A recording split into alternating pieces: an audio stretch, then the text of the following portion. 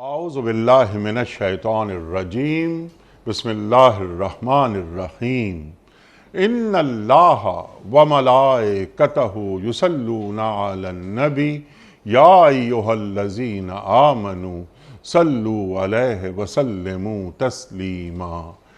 اللہم صلی علی سیدنا و نبینا و شفیعنا و مولانا محمد وعلی آل محمد وبارک وسلم۔ محترم خواتین و حضرات، السلام علیکم۔ پیام صبح کے ساتھ ایک بار پھر حاضر میں ہوں آپ کا میزبان انیق احمد۔ خواتین و حضرات، ہمارے ملک کے ممتاز علماء روزانہ ہمارے ساتھ ہوتے ہیں اور ہم ان سے سیکھتے ہیں قرآن کریم کی چند آیات کے مطالب، مفاہیم، اور ہمارے یہ معزز مہمان ہمیں روزانہ قرآن کریم کی جو تعلیمات ہیں، جو قرآن کریم کا علم ہے، جو اللہ کا پیغام ہے، وہ ہم پر واضح کر کے بہت آسان الفاظ میں بیان کر دیتے ہیں اور ہمیں یہ بتاتے ہیں کہ اللہ تعالیٰ ہمیں کیسا دیکھنا چاہتا ہے اور اللہ تعالیٰ ہمیں کہاں دیکھنا چاہتا ہے۔ خواتین و حضرات، اپنے معزز علماء کے ہم جتنے شکر گزار ہو جائیں وہ کم ہے۔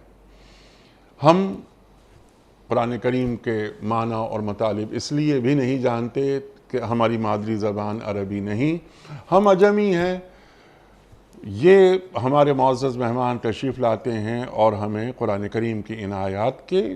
مفاہیم، معنی، ترجمہ، تفسیر، تشریح سب سے واقف کرا دیتے ہیں کہ اللہ تعالیٰ کیا فرما رہا ہے۔ خواتین و حضرات، آج سورہ اعراف کی آیات 35 اور 36 پر ہم بات کروائیں گے ایک محترم مہمان سے جو کہ تشریف رکھتے ہیں اسلام آباد میں۔ اللہ فرما رہا ہے، مخاطبت کس سے ہو رہی ہے؟ بنی آدم۔ یہ بنی آدم، کل بنی آدم سے مخاطبت ہو رہی ہے۔ اولین مخاطب کون ہیں؟ یہ بھی ہم ایک سوال رکھیں گے کہ اللہ کیا فرما رہا ہے کہ یاد رکھو تمہارے پاس تم ہی میں سے رسول آئیں جو میری آیات تمہیں سنا رہے ہوں تو تم نافرمانی سے بچنا۔ اللہ اکبر، اللہ اکبر۔ خواتین و حضرات، انہی میں سے رسول پیدا ہوتا ہے۔ اللہ تعالیٰ کی یہ سنت ہے۔ اللہ تعالیٰ ہر امت کے لیے رسول بھیجتا ہے، اپنا پیغام دیتا ہے تاکہ کسی کو آخرت میں یہ کہنے کا موقع نہ رہے کسی کے پاس کہ ہمارے پاس تو پیغام دینے والا ہی نہیں آیا تھا۔ انہی کی جنس میں سے اللہ تعالیٰ رسول مقرر کرتا ہے، منتخب کرتا ہے۔ رسالت کوشش کر کے، محنت کر کے حاصل نہیں کی جا سکتی، یہ ہم اور آپ اپنے معزز علماء سے سیکھ چکے ہیں۔ خواتین و حضرات، یہ انہی کی جنس میں سے، یعنی کوئی فرشتہ یا کوئی جن کیوں نہیں رسول بنا کر بھیجا گیا؟ وہ جو رسول بنا کر بھیجا جا رہا ہے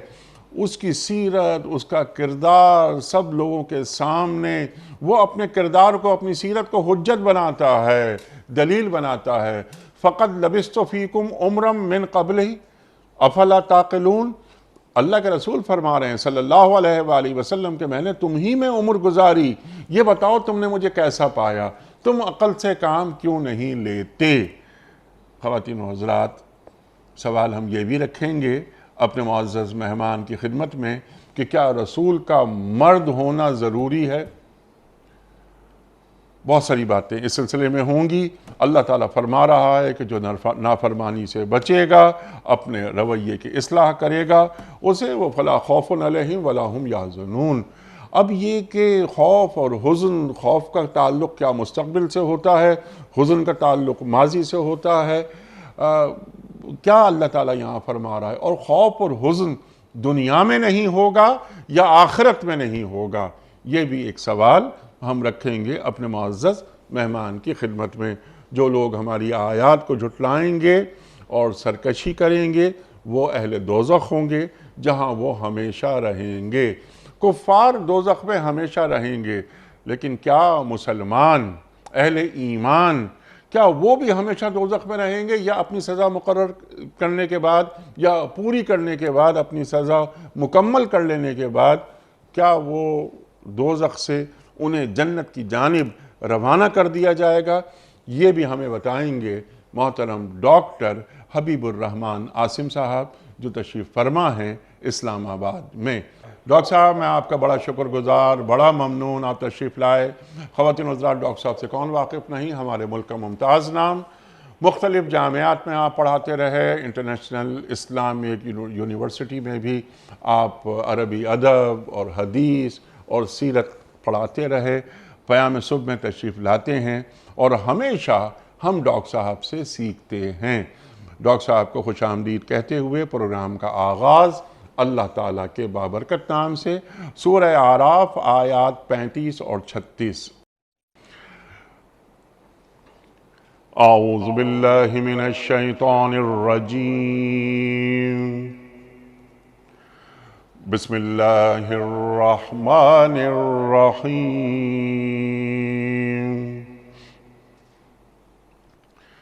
یا بنی آدم اما یأتینکم رسل منکم یقصون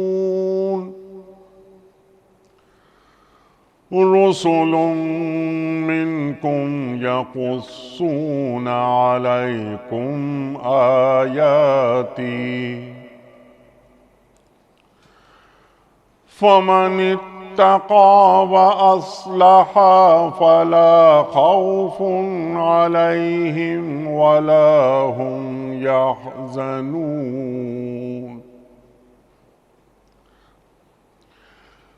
والذين كذبوا بآياتنا واستكبروا عنها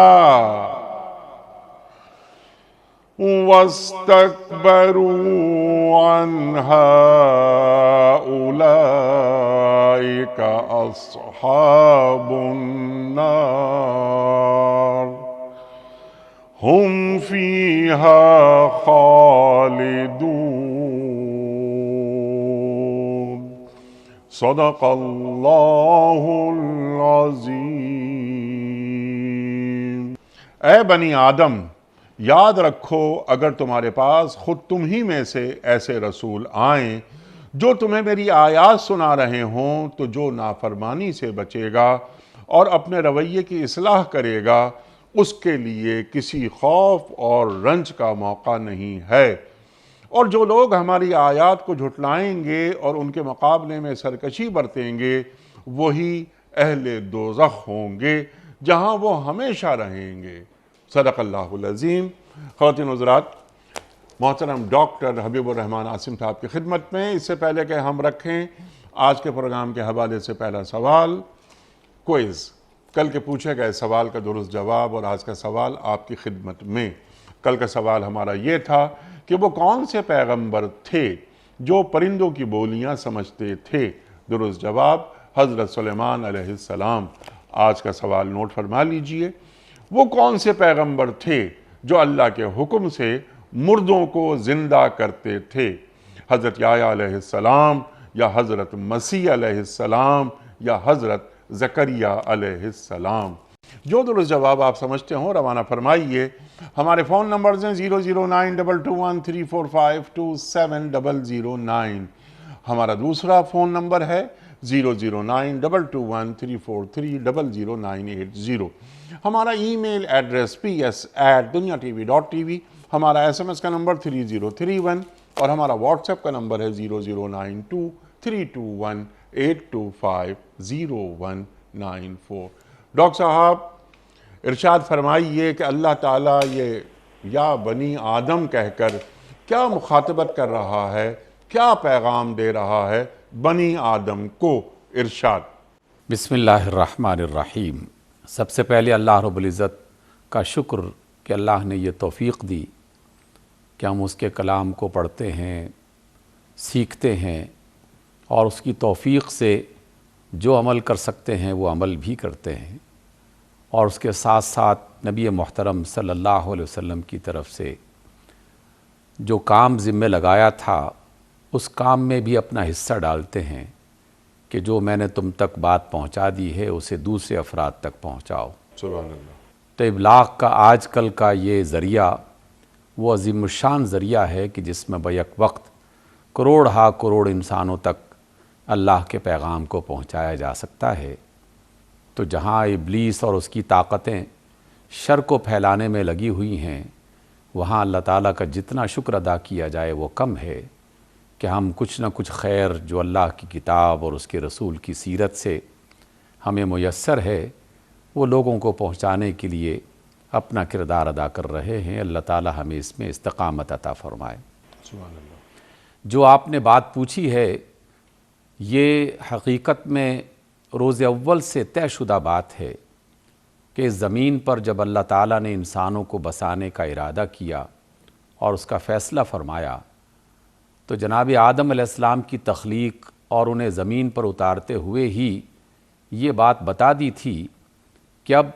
اے آدم، آپ کا جو جوڑا بنایا گیا ہے، اس جوڑے سے جتنے بھی مرد اور عورتیں اس دنیا میں پھیلیں گے، ہم ان کی طرف رہنمائی کا کوئی نہ کوئی ذریعہ اختیار کرتے رہیں گے،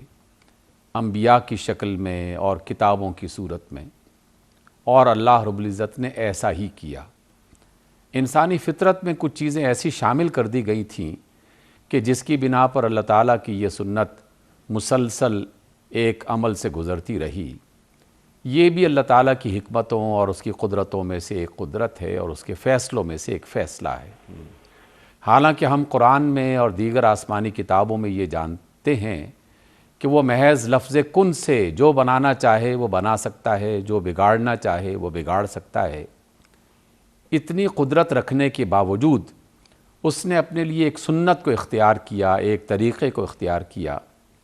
اور اسی طریقے کے مطابق نسل انسانی آگے بڑھ رہی ہے، اور وہ خیر و شر کو اختیار کرنے یا نہ کرنے کا فیصلہ اسی سنت کے مطابق کر رہے ہیں۔ جتنے بھی انبیاء اس زمین پر آئے ان سب کے آنے کی بنیادی دو وجوہات تھیں۔ ایک وجہ یہ تھی کہ انسان ایک وقت گزر جانے کے بعد چیزوں کو فراموش کر جاتا ہے، بھول جاتا ہے، تو جب چیزیں بھول جائیں تو انہیں یاد کروانے کے لیے کوئی نہ کوئی وسیلہ چاہیے۔ اور دوسری فطرت جس میں شیطان عمل دخل کرتا ہے کہ بعض اوقات شیطانی وسوسوں کی وجہ سے اللہ تعالیٰ کی بتائی ہوئی پاکیزہ باتیں جو نور اور روشنی کی نمائندہ ہیں، تو شیطان اپنے چیلوں کے ذریعے سے اور خود بھی اس میں خرابی پیدا کرنا شروع کر دیتا ہے۔ اور تاریخ انسان یہ گواہی دیتی ہے کہ زمانوں کے ساتھ ساتھ انسانوں نے نہ صرف چیزوں کو فراموش کیا، وہ بھول گئے، بلکہ شیطان کے وسوسوں میں آ کر وہ تبدیل بھی کرتے رہے اور خیر اور شر کو آپس میں ملاتے بھی رہے۔ تو اسی وجہ سے ہر زمانہ گزرنے کے بعد جب اللہ تعالیٰ کا یہ ارادہ ہوا کہ اب اس قوم کی طرف یا مختلف اقوام کی طرف نئے انبیاء کو بھیجنا چاہیے، نئے رسولوں کو بھیجنا چاہیے، تو وہ اسی پیغام ازلی کو جو چند بنیادوں پر مشتمل ہے کہ یہ کائنات اللہ نے بنائی ہے، وہ اس کو چلا رہا ہے، تم اسی کو اپنا رب مانو، اسی کی عبادت کرو، اسی کی بات تسلیم کرو۔ اور ہر رسول نے آ کر یہی کہا کہ میں اللہ کا رسول ہوں، بھیجا ہوا ہوں، نبی ہوں، خبر دینے والا ہوں، تم نے میری عبادت نہیں کرنی، لیکن میں چونکہ اللہ کا پیغام لے کے آیا ہوں اس لیے میرے ذریعے سے اللہ کے پیغام کو سنو اور اس کو ماننے کے لیے تیار ہو جاؤ۔ سبحان اللہ۔ تو اس بنیاد پر یہ آیت جو آج آپ نے تلاوت فرمائی ہے ہماری رہنمائی کرتی ہے، اور ہر نبی نے آنے کے ساتھ جہاں اللہ کا پیغام پہنچایا وہاں آنے والے کسی نہ کسی رسول یا نبی کی خبر بھی دی، اور بطور خاص سب سے آخری نبی محمد صلی اللہ علیہ وسلم کے آنے کی بشارتیں اور خبریں تو بے شمار انبیاء نے دیں۔ تو اس وجہ سے آج کی ان آیات کا آغاز اس جملے سے ہو رہا ہے، یا بنی آدم، اے آدم کی اولاد، چونکہ ہم نے یہ جان لیا کہ اللہ کا پیغام تو سارے انسانوں کے لیے ہے، اور اللہ تعالیٰ نے انسانوں کو بنایا ہی اس وجہ سے ہے کہ وہ ان کی آزمائش کرے، ان کا امتحان لے، اور اس آزمائش اور امتحان کے نتیجے میں وہ جنت اور دوزخ کا جزا اور سزا کا فیصلہ کرے۔ سبحان اللہ۔ میں نے کچھ دیر پہلے یہ بھی ذکر کیا، قرآن مجید ہی کی روشنی اور اللہ کے رسول کی باتیں بتاتی ہیں صلی اللہ علیہ وسلم۔ کہ وہ جانتا بھی ہے اور کن کا اختیار بھی رکھتا ہے۔ سبحان اللہ۔ وہ چاہتا تو سارے انسانوں کو جمادات، نباتات، حیوانات کی طرح اپنا بندہ بنا لیتا اور فرشتوں کی طرح اپنے حکم کا پابند بنا دیتا، لیکن اللہ تعالیٰ کی یہ سنت نہیں تھی، اور وہ اپنی سنتیں بنانے کا اختیار خود رکھتا ہے۔ اس نے جان بوجھ کر اپنی حکمت سے یہ طریقہ اختیار کیا، جس کی وجہ سے یہ بات بتائی جا رہی ہے کہ اے آدم کی اولاد، اور اے آدم کی اولاد، آدم کے وہ ابتدائی بیٹے اور بیٹیاں جو اس زمانے میں پیدا ہوئے اور جو قیامت تک اسی نسل کے مختلف خاندانوں اور قبیلوں سے پیدا ہوتے رہیں گے، مشرق اور مغرب میں، شمال اور جنوب میں، جہاں جہاں وہ پھیلیں گے، ان سب کو مخاطب کیا جا رہا ہے، اور ان سے کہا جا رہا ہے کہ جب بھی کبھی تمہارے پاس کوئی نبی جو اللہ کی طرف سے بھیجا جاتا ہے وہ میری آیات لے کے آئے، انہیں تمہارے سامنے پڑھ کے سنائے، انہیں سمجھائے، تو تم ان آیات کو اللہ کا پیغام مانتے ہوئے تسلیم کر لو اور اس کے ساتھ ایمان لے آؤ اور اس کے ساتھ اپنے اعمال کو درست کرو۔ گویا کہ یہ پیغام ابدی ہے جو جناب آدم علیہ السلام سے شروع ہوا، اور اس سے پہلے انبیاء یہ کام کرتے رہے۔ انبیاء کے براہ راست جو شاگرد اور ان کے اصحاب تھے وہ یہ کام کرتے رہے، اور جب خاتم النبیین کا وقت آیا تو آپ علیہ السلام نے اللہ کا پیغام پہنچانے کے بعد پہلے انسانوں کو جو اس وقت موجود تھے انہیں گواہ بنایا، پھر اپنے رب کو اور تمام کائناتوں کے مالک کو گواہ بنایا کہ اے اللہ تو گواہ رہنا کہ میں نے تیرا پیغام پہنچا دیا ہے، اور تیسرے موقع پر آپ علیہ السلام نے جو موجود افراد تھے یہ ذمہ داری ان کے ذمہ لگا دی کہ اب تم نے اس بات کو آگے پہنچانا ہے۔ یہاں انیق بھائی ایک بات بہت ہی اہم ہے جو ہمیں اچھی طرح سمجھنی چاہیے، جس کے سمجھنے میں ہم بہت بڑی غلط فہمی میں مبتلا ہیں، اور اس غلط فہمی کی وجہ سے ہمارے رویوں میں، ہمارے سلوک میں اور ہمارے فہم میں ایک بہت بڑا خلا پیدا ہو رہا ہے۔ ہم جب کسی عالم کو، کسی مفکر کو، کسی معلم کو، کسی دانشور کو،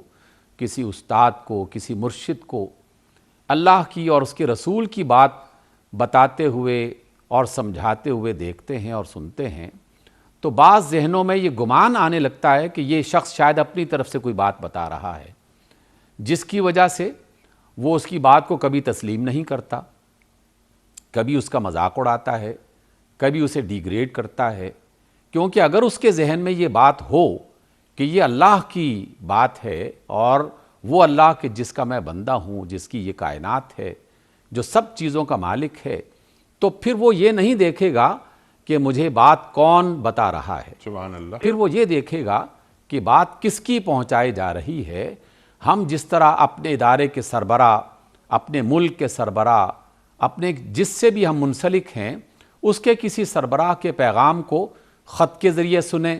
کسی اور وسیلے سے سنیں، کسی فرد کے ذریعے سے سنیں، تو ہم یہ نہیں دیکھتے کہ یہ پیغام کس وسیلے سے آیا ہے، ہم بنیادی طور پر یہ دیکھتے ہیں کہ یہ پیغام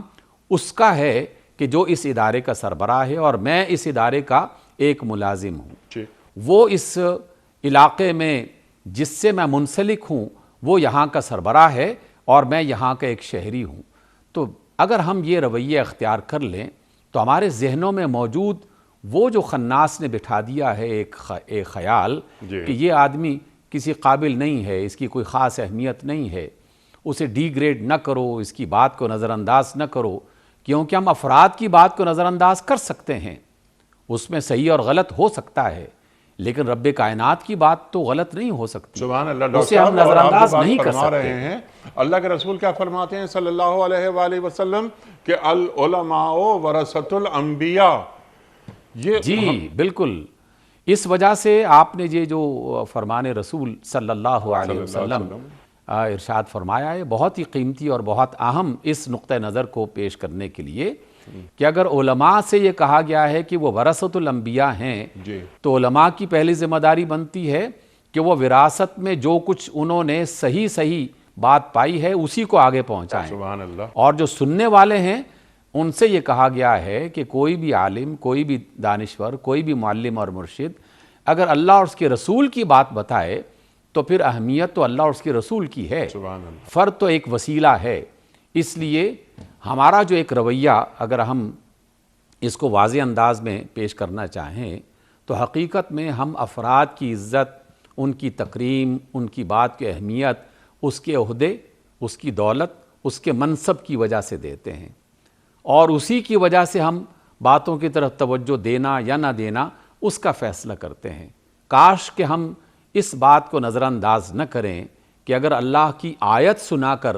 اس کو بالکل واضح طور پر اور صحیح انداز میں بیان کیا جا رہا ہے تو اسے اللہ کا پیغام سمجھا جائے، کسی فرد کی بات نہ سمجھی جائے۔ اور جب رسول اللہ صلی اللہ علیہ وسلم کا صحیح مستند روایت کے ساتھ کوئی حوالہ پیش کیا جائے تو اسے رسول اللہ صلی اللہ علیہ وسلم کا پیغام سمجھا جائے، اس فرد کی بات کو نہ سمجھا جائے۔ تو یہ پہلی بات ہے کہ جب بھی تمہاری طرف رسول بھیجے جائیں تمہیں میں سے، آپ نے بڑا نقطہ اہم اٹھایا اپنے انٹرو میں، اور اس میں کہا کہ آخر تمہیں میں سے، انسانوں میں سے رسول کیوں بھیجے گئے؟ یہ اعتراضات ہر زمانے کے رسول کے ساتھ کیا گیا، اور وہ یہ کہا کرتے تھے اس زمانے کے لوگ اور ان کے ساتھ جو موجود تھے کہ کیا اللہ تعالیٰ کو آپ ہی ملے تھے کہ جنہیں رسالت دینی تھی؟ کسی اور بڑے سردار کو کیوں نہیں دے دی یہ رسالت؟ یا کسی فرشتے کو کیوں نہیں بھیج دیا؟ یا کوئی جن کیوں نہیں آ گیا؟ یعنی کسی ایسی ہستی اور کسی ایسی شخصیت کو جو انتہائی طاقتور قسم کی ہو اور جس کی بات کو لوگ سن کر مرعوب ہو جائیں، تو ایسا کیوں نہیں کیا؟ تو اللہ تعالیٰ کی طرف سے رسول اللہ کے ذریعے سے صلی اللہ علیہ وسلم یہ بارہا بتایا گیا کہ پہلی بات کہ اللہ تعالیٰ خود فیصلہ کرتا ہے کہ کسے نبی بنانا ہے اور کسے رسالت عطا کرنی ہے، اور دوسرا یہ کہ دنیا میں انسانوں کی رہنمائی جب کرنی ہے تو پھر انسانوں میں سے ہی اس کا انتخاب کیا جائے گا۔ تو اس بنیاد پر اگر فرشتے نبی بنا کے بھیج دیے جاتے پھر تو دنیا کی غالب اکثریت یہ اعتراض کرتی کہ جناب ہم تو فرشتوں جیسے ہو ہی نہیں سکتے، نہ اس کو کھانے کی فکر، نہ پینے کی فکر، نہ آرام کی فکر، نہ غم، نہ دکھ درد، اور ہم تو ان ساری مصیبتوں میں گھرے ہوئے ہیں،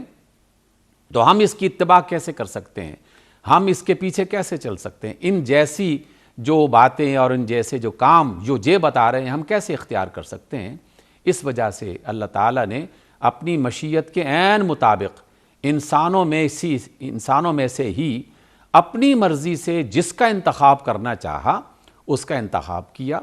اور اپنی حکمت سے جو تعلیم دینا چاہی وہ تعلیم دی، تاکہ لوگوں کو یہ دونوں اعتراض کرنے کا موقع نہ ملے کہ یہ تو ہم میں سے ہے ہی نہیں، ہم ان کی بات کیسے مان سکتے ہیں، اور یہ کہ یہ تو اپنی طرف سے من گھڑت باتیں بنا کے پیش کر رہے ہیں۔ تو دونوں باتوں کا پورا اہتمام کر دیا گیا کہ نبی نہ اپنی طرف سے کوئی بات بناتا ہے، اور نبی نہ خود اپنے آپ کو کسی گریڈ سے اپ گریڈ کر کے اس مرتبے پر پہنچ جاتا ہے کہ جہاں وہ یہ کہنا شروع کر دے کہ اب میں نبی ہو گیا ہوں۔ کسی زمانے میں مجدد تھا، کسی زمانے میں بڑا عالم تھا، کسی زمانے میں اور بڑا ولی بن گیا، اور اب میں نبوت کے درجے پہ پہنچ گیا ہوں۔ یہ دنیاوی گریڈ سسٹم کے مطابق انبیاء دنیا میں وجود میں نہیں آتے، یہ اللہ کے انتخاب روز اول سے ہوتا ہے، اور اسی انتخاب کی بنیاد پر نبیوں کا کوئی استاد نہیں پیدا ہوا۔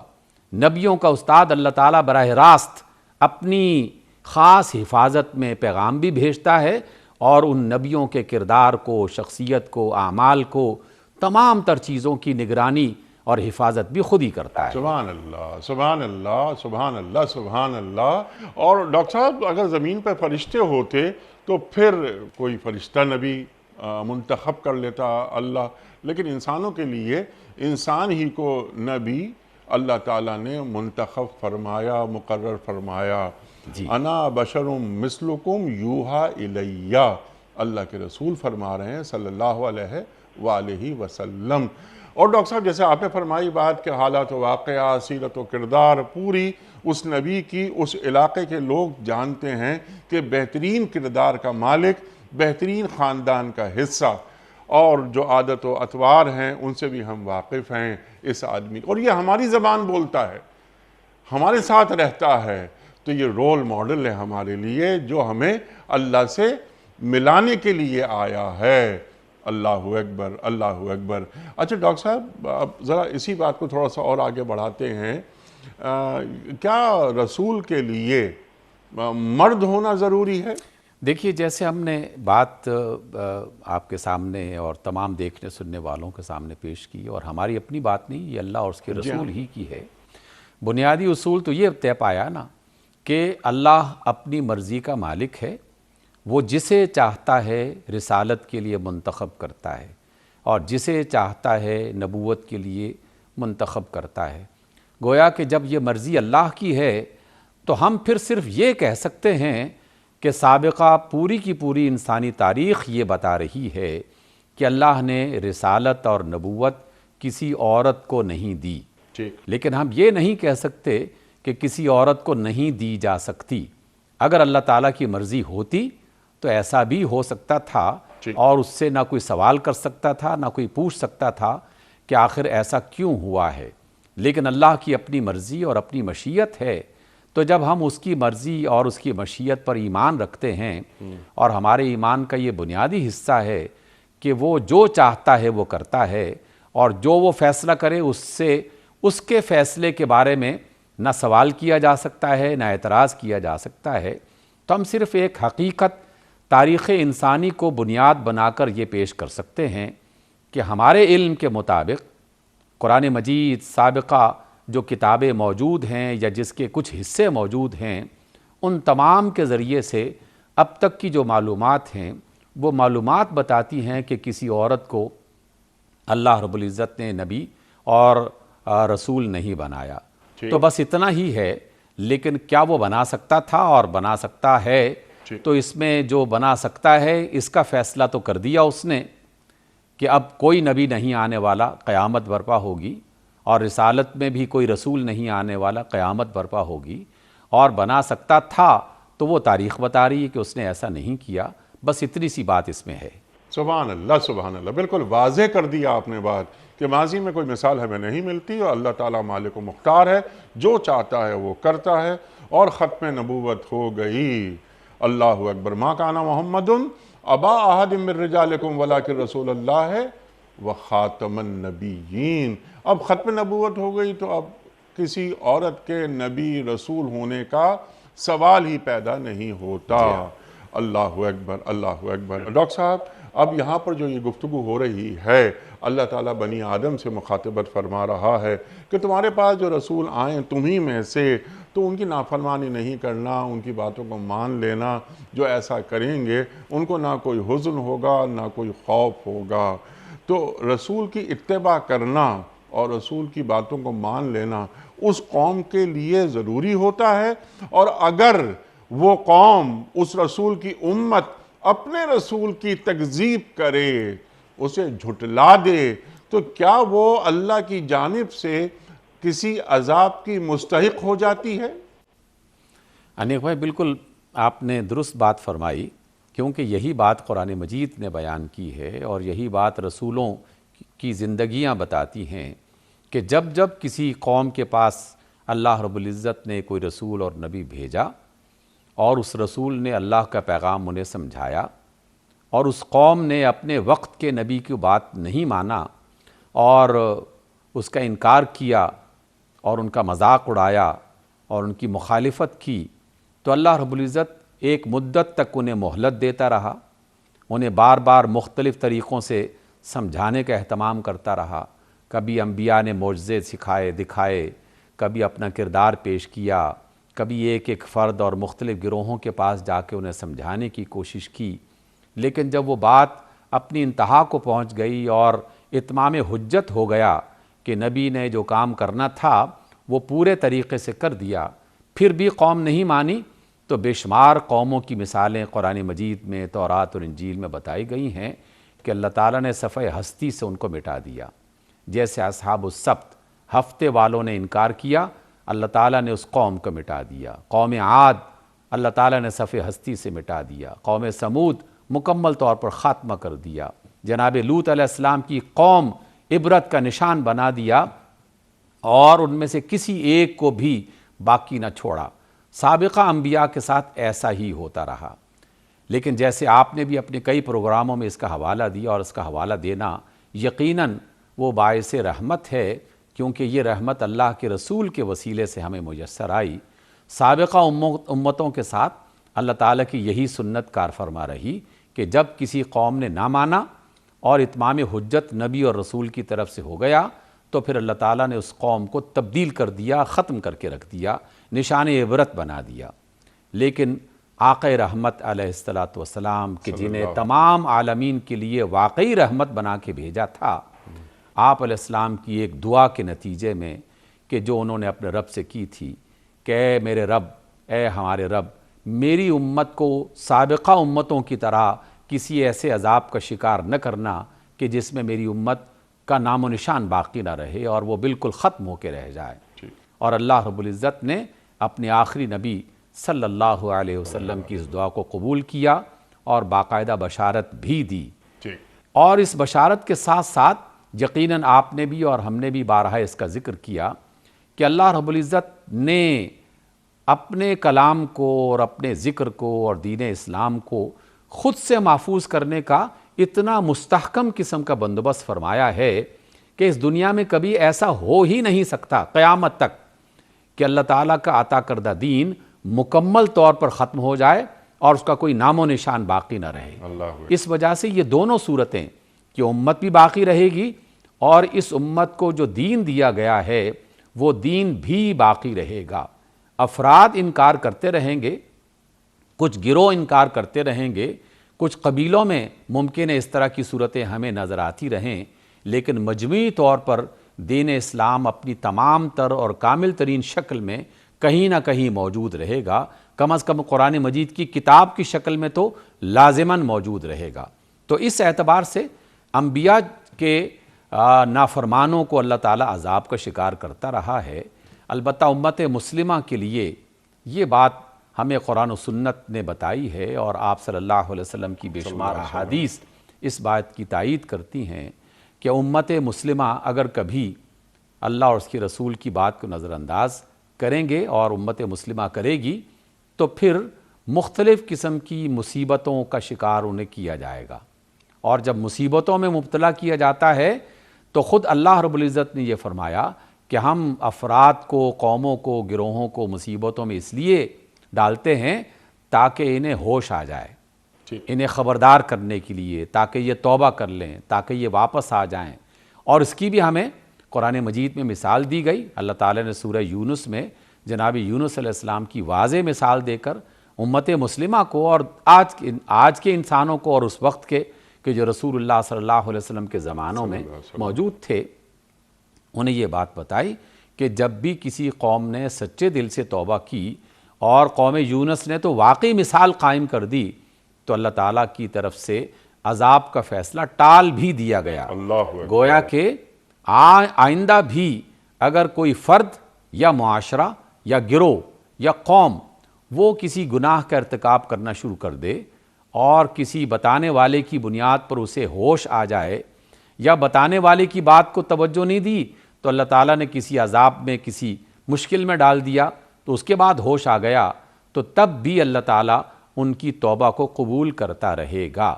تو اس لیے ہمارے دور میں ہم فرد ہوں یا ایک جماعت ہوں یا پورے ملک میں رہنے والے افراد ہوں، اگر کسی مصیبت کا شکار ہیں، مالی مصیبت کا، جسمانی بیماری کا، کسی آفت کا، کسی آسمانی اور زمینی آفت کا، تو ہمیں اپنے کردار پر غور کرنا چاہیے، کیونکہ ہر مصیبت کے پیچھے کچھ نہ کچھ انسانی رویے، ان کا کردار، ان کے اعمال کسی نہ کسی طریقے سے اس میں شامل ہوتے ہیں۔ یہ قرآن مجید بھی ہمیں بتاتا ہے کہ جو تمہارے اپنے اعمال ہوتے ہیں ان کی شامت اعمال بھی تمہارے سامنے یہاں آ سکتی ہے، قیامت میں تو آئے گی ہی، لیکن دنیا میں بھی اللہ تعالیٰ بعض اوقات دکھا کر انہیں سنبھلنے کا موقع عطا کرتا ہے۔ تو اس اعتبار سے یہ بات بالکل درست ہے کہ اگر اللہ کی یا اس کے رسول کی بات نہیں مانی جائے گی تو پھر اس کی طرف سے آنے والی مصیبتوں کا ہم شکار ہو سکتے ہیں۔ سبحان اللہ، سبحان اللہ۔ تو اپنے عہد کے زمانے کے اپنے جو نبی معین ہیں ان کی نافرمانی نہیں کرنی چاہیے، اور اگر وہ کرتی ہے کوئی قوم یا کوئی امت تو پھر وہ عذاب کی مستحق ہو جاتی ہے۔ فمن اتقا و اصلح، اب اپنے آپ کو ان برائیوں سے دور رکھنا، نافرمانیوں سے دور رکھنا اور اپنی اصلاح کرتے رہنا۔ تو جب یہ چیزیں ایک امت یا کوئی فرد اپنا لیتا ہے تو پھر وہ خوف سے اور حزن سے دور ہو جاتا ہے۔ ڈاکٹر صاحب،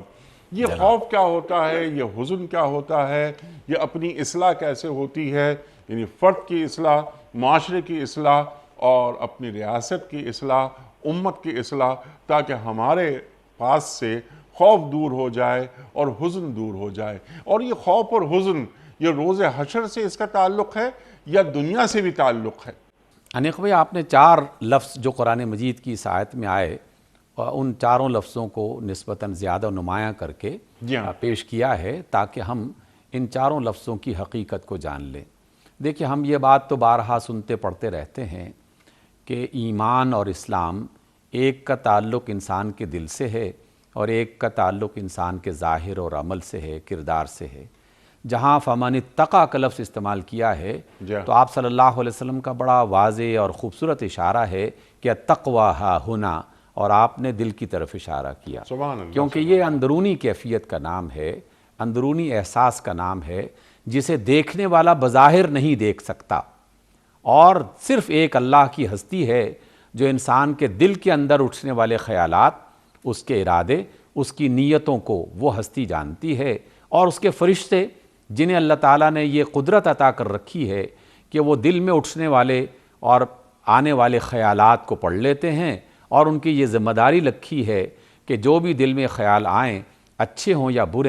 برے، تو ان کے حوالے سے انہیں باقاعدہ یہ ذمہ داری دی گئی کہ جو اچھے خیالات ہیں انہیں لکھ لیا جائے اور اس کا اجر بھی اس کے ساتھ باقاعدہ جوڑ دیا جائے۔ تو اس اعتبار سے دل کا تعلق جو ہے وہ تقوی سے ہے، اور تقوی ہر کام کی اصل بنیاد ہے۔ میں نماز پڑھتا ہوں، ایک ظاہر عمل ہے، قیام ہے، رکوع سجدہ ہے۔ میں قربانی دیتا ہوں، لوگ دیکھتے ہیں، میں بھی دیکھتا ہوں، ایک ظاہری عمل ہے جس کی بنیاد پر فیصلہ کر سکتے ہیں کہ اس نے قربانی کی۔ حج کرتے ہیں تو نظر آ جاتا ہے، اور اس طرح کے بہت سارے اعمال کہ جنہیں دیکھا جا سکتا ہے، لیکن اللہ تعالیٰ کو سب سے پہلی بنیاد جو اس کے دل سے تعلق رکھتی ہے اس کو اللہ نے اہمیت دی۔ اس لیے فمن اتقیٰ، جس نے تقوی اختیار کیا، جس نے پوری چاہت کے ساتھ، پوری نیت کے ساتھ، پورے اخلاص کے ساتھ اللہ کی بات کو جانا، اسے دل سے مانا اور اس پر وہ ایمان لے کے آ گیا۔ اس کے بعد پھر جب اسے اس بات کا یقین ہو جاتا ہے کہ یہ میرے رب کا فرمان ہے اور یہ اللہ کے رسول کی تعلیم ہے، تو دل میں وہ بات سما گئی ہے اور اسے دل قبول کر چکا ہے کہ ہاں یہی ٹھیک ہے،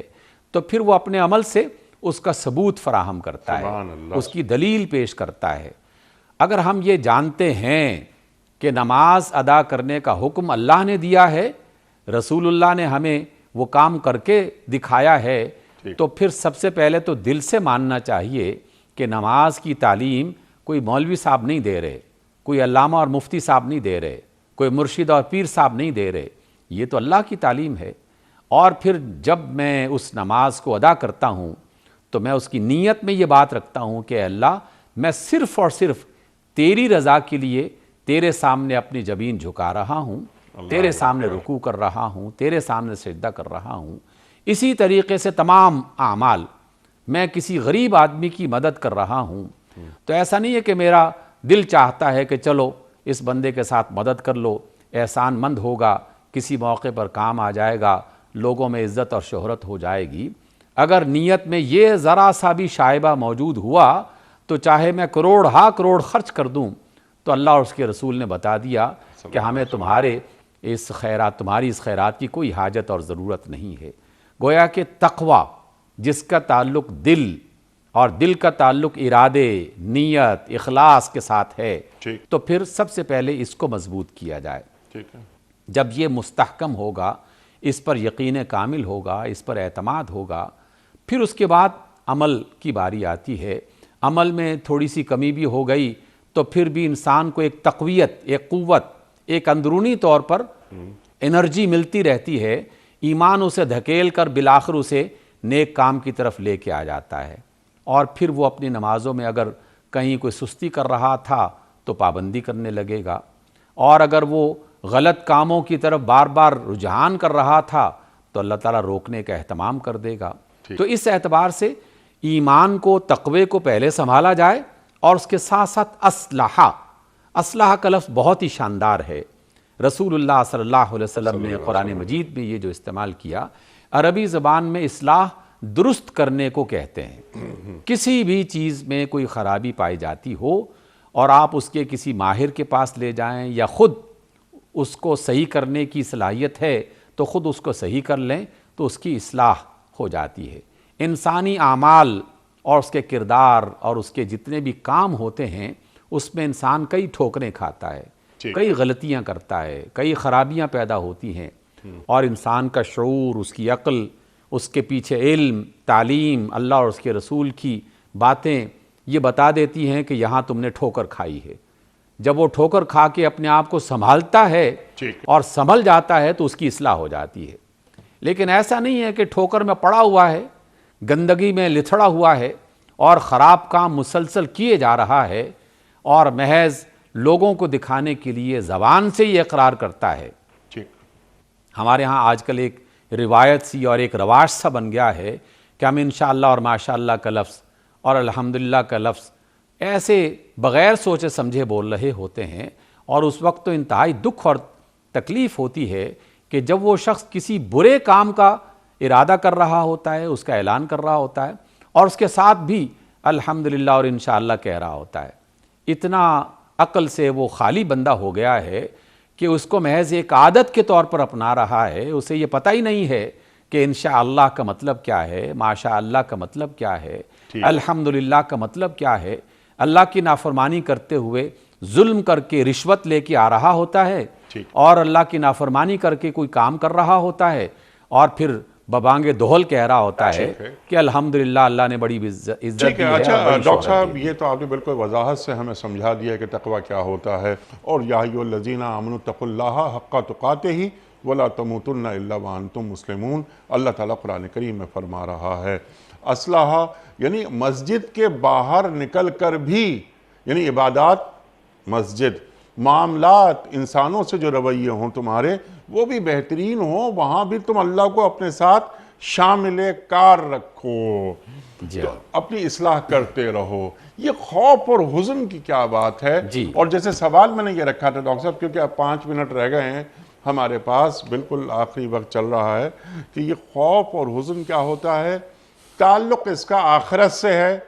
کہ ان لوگوں کے پاس جنہوں نے تقوی اختیار کیا، اپنے رویوں کی اصلاح کر لی، نہ انہیں خوف ہوگا، نہ انہیں حزن ہوگا، دنیا میں یا آخرت میں۔ دیکھیے انیق بھائی، یہ بات بہت اہم ہے۔ اس میں ہم جیسے، مجھ جیسے کمزور آدمی جو بھی ایمان اور اپنے عمل میں اتنے مضبوط اور مستحکم نہیں ہیں، ان کے لیے تو یقیناً اس کا تعلق آخرت سے زیادہ ہے۔ لیکن جو اللہ تعالیٰ کے ساتھ کامل یقین رکھتے ہیں اور ہر وقت اس کا خیال اور اس کی اطاعت کرنے کے لیے مسلسل ہمتاً مصروف رہتے ہیں اور اس کے لیے تیار رہتے ہیں، ایک وقت ایسا آتا ہے کہ اللہ تعالیٰ اپنے خاص بندوں کو اس دنیا میں بھی خوف اور حزن دونوں سے آزاد کر دیتا ہے۔ لیکن ہم جیسے کمزور آدمی جو ہیں، وہ دنیا میں حزن کا تعلق سابقہ، جیسے آپ نے بھی بتایا کہ ماضی سے ہے، میں نے کوئی کام کرنا چاہا نہیں کر سکا، میں کوئی اچیو کرنا چاہ رہا تھا نہیں ہو سکا، مجھے کوئی فائدہ ملنا تھا نہیں فائدہ ملا، تو میں اس کو یاد کر کر کے پریشان ہوتا ہوں، غمزدہ ہوتا ہوں۔ ہماری طبیعت کا حصہ ہے، لیکن اگر ایمان مستحکم اور مضبوط ہو جائے تو ماضی میں جو نہیں ملا تو اللہ اور اس کے رسول یہ سمجھاتے ہیں کہ اسی میں تمہاری لیے بہتری تھی، اگر وہ مل جاتا تو شاید وہ بہتری جو آنے والے وقتوں میں ملنے والی تھی تم اس سے محروم ہو جاتے۔ الحمدللہ علی کل حال، علی کل حال۔ اور قیامت میں تو ہر قسم کے خوف اور حزن سے اللہ تعالیٰ ایسے ایمان والوں کو محفوظ کر ہی دے گا۔ سبحان اللہ، سبحان اللہ۔ آخری پوائنٹ آج کے پروگرام کا، جو لوگ ہماری آیات کو جھٹلائیں گے اور سرکشی کریں گے وہ جہنم میں جائیں گے اور ہمیشہ وہاں رہیں گے۔ میں نے انٹرو میں ایک سوال رکھنے کی کوشش کی تھی کہ یہ کن کا ذکر ہو رہا ہے، کہ کفار کا جنہوں نے رسول کی، اپنے زمانے کے رسول کی دعوت کو قبول نہیں کیا اور وہ چلے گئے دنیا سے بغیر توبہ کیے ہوئے۔ تو ان کا مقام، ان کا ٹھکانہ جہنم ہے۔ لیکن کیا ایک بدعمال یا بے اعمال مسلمان بھی ہمیشہ جہنم میں رہے گا؟ دیکھیے انیک بھائی، اس میں دو باتیں ہیں۔ پہلی بات جو ہے وَاسْتَكْبَرُوا کا جو لفظ ہے جی ان کے ساتھ جڑا ہوا ہے کہ جو جانتے بوجھتے اللہ تعالیٰ کی اور اس کے رسول کی بات نہیں مانتے تھے، وہ ایمان ہی قبول نہیں کرتے تھے، یہ بھی تکبر کی ایک علامت ہے۔ اور وہ لوگ کہ جو اللہ کو رسول کو مانتے ہیں لیکن اس کے بتائے ہوئے بہت سارے کام اور اعمال ان کا انکار کر دیتے ہیں اور کہتے ہیں کہ یہ نہیں کریں گے اور اس کی عبادت میں نہیں جائیں گے، تو وہ بھی ایک طرح کے تکبر میں شامل ہیں اور اس کے اندر شریک ہیں۔ لیکن جہنم کا جہاں تک تعلق ہے تو ہمیں قرآن و سنت یہ بتاتے ہیں، آپ صلی اللہ علیہ وسلم کی فرمودات یہ بتاتے ہیں کہ ایمان والوں کے لیے کہ جن کے دل میں ایمان کا ذرہ بھی موجود ہوگا تو اللہ تعالیٰ انہیں ایک خاص سزا جو خود فیصلہ کرے گا اور جتنی دیر تک وہ چاہے گا وہ سزا دینے کے بعد بالآخر انہیں جنت کا حقدار بنا دیا جائے گا۔ لیکن جو سرے سے مانتا ہی نہیں ان کے لیے اللہ تعالیٰ نے خالدین فیہا کا جو لفظ استعمال کیا تو اللہ تعالیٰ کا فرمان بالکل واضح ہے کہ وہ اس میں ہمیشہ رہیں گے، ان کا جہنم سے نکلنے کا کوئی امکان نہیں ہے۔ کلیئر۔ ڈاکٹر صاحب میں آپ کا بڑا شکر گزار، بڑا ممنون آپ تشریف لائے۔ قرآن کریم کی آیات سورہ اعراف 35 اور 36 پر آپ نے تفصیلی کلام کیا۔ خواتین و حضرات، اللہ تعالی ہمارے علماء کو سلامت رکھے، تشریف لاتے ہیں اور ہمیں قرآن کریم کی آیات بالکل آسان انداز میں ہمیں سمجھا دیتے ہیں، قرآنی علم ہم تک منتقل کرتے ہیں۔ اللہ انہیں سلامت رکھے۔ وقت مکمل ہوا۔ کوئز، قرآن اندازی، کراچی میں آج کوئی مہمان موجود نہیں تو قرآن اندازی میں ہی کروں گا، نام کا اعلان میں ہی کروں گا انشاءاللہ۔ کل کا سوال یہ تھا کہ وہ کون سے پیغمبر تھے جو پرندوں کی بولیاں سمجھتے تھے؟ درست جواب حضرت سلیمان علیہ السلام۔ آج کا سوال نوٹ فرما لیجئے، وہ کون سے پیغمبر تھے جو اللہ کے حکم سے مردوں کو زندہ کرتے تھے؟ حضرت یحییٰ علیہ السلام یا حضرت مسیح علیہ السلام یا حضرت زکریا علیہ السلام؟ جو درست جواب آپ سمجھتے ہوں روانہ فرمائیے۔ ہمارے فون نمبرز ہیں 00922134527 ہمارا دوسرا فون نمبر ہے 0092213430098 ہمارا ای میل ایڈریس ps@dunyatv.tv ہمارا SMS کا نمبر 3031 اور ہمارا واٹس ایپ کا نمبر ہے 00923218250194۔ وقت قرآن اندازی کا، اور ایک پرچی میں نے نکال لی اور یہ ہیں